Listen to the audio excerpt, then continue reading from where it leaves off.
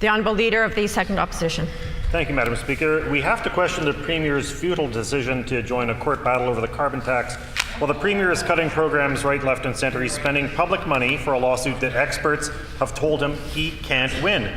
The Premier knows that a lawsuit is pointless because his own climate plan said so. The government obtained a legal opinion from Professor Brian Schwartz saying the federal government has a right to do this. So, Madam Speaker, it's bad enough that this Premier is spending public money to get himself re-elected. He's also spending Manitobans' money trying to get his boss, Andrew Scheer, elected. So why is the Premier proceeding with Order. a lawsuit he knows he can't win?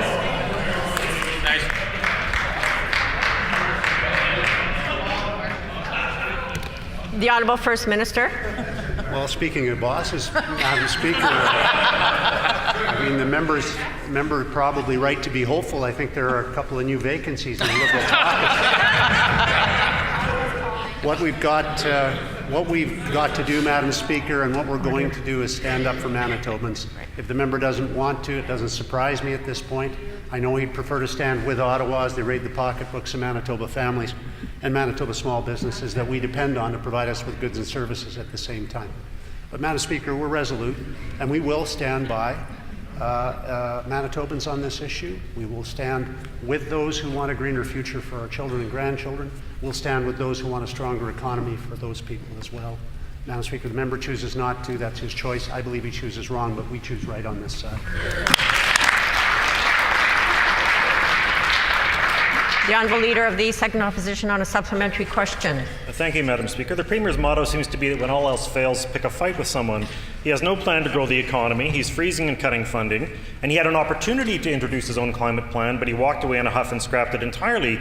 Now he's decided to join Andrew Scheer and to deny that our house is on fire and storming into an election without any plan to mitigate the climate crisis that is at our doorstep. How can the Premier possibly justify spending hundreds of thousands of Manitoba's dollars on what is sure to be another failed Pallister court case to tell him what we already know?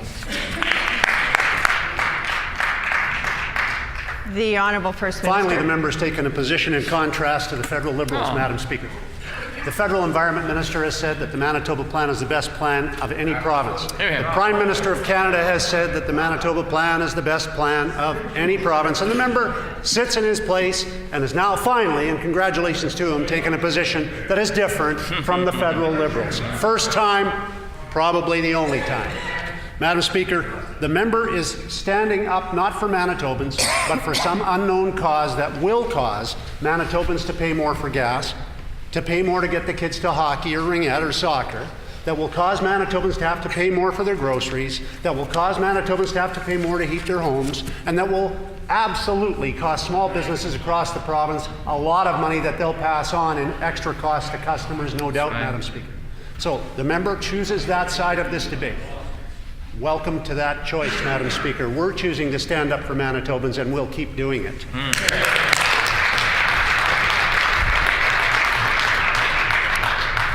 I would just remind the member that in using members' names, while we are allowing the use of Pallister government, there is no acceptable case for using Pallister court case, and that is used and is a breach of our rules. So I would ask the order, please. I would just caution the member on his use of recognizing members in that way. The Honourable Leader of the Second Opposition. I apologize, Madam Speaker. Madam Speaker, the Premier is just the latest in a long line of Manitoba leaders who, when asked to rise to the occasion and deal with climate change, shrugged instead. Climate change is going to be far more costly for Manitoba's bottom line than the carbon tax, Madam Speaker. Canada is warming at 3 times the level of other countries, and we are seeing the effects already. Forest fires, torrential rains, and droughts, and we have a responsibility to future generations to act now. We can't sit back and watch governments like the Premier's sacrifice the future because of their own political cowardice, temerity, or greed. If the Premier is truly concerned about climate change and the carbon tax, why didn't he simply go back to the table and negotiate a different deal instead of launching pointless lawsuits? The Honourable First Minister. Well, apparently Liberals don't believe that court systems are necessary to protect, Madam Speaker, but we do.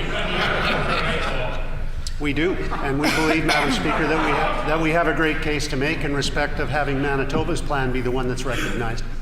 And we believe also that that would benefit our province environmentally and economically as well. The member chooses not to believe that. That's fine, Madam Speaker, but we do, and we'll stand for that, and we'll stand up for Manitobans.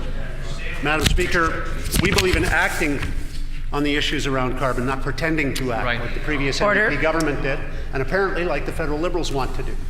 So we have outlined a close to 70-page plan, Madam Speaker, developed by Manitobans, thousands of Manitobans who should not be discarded and disrespected by the member opposite.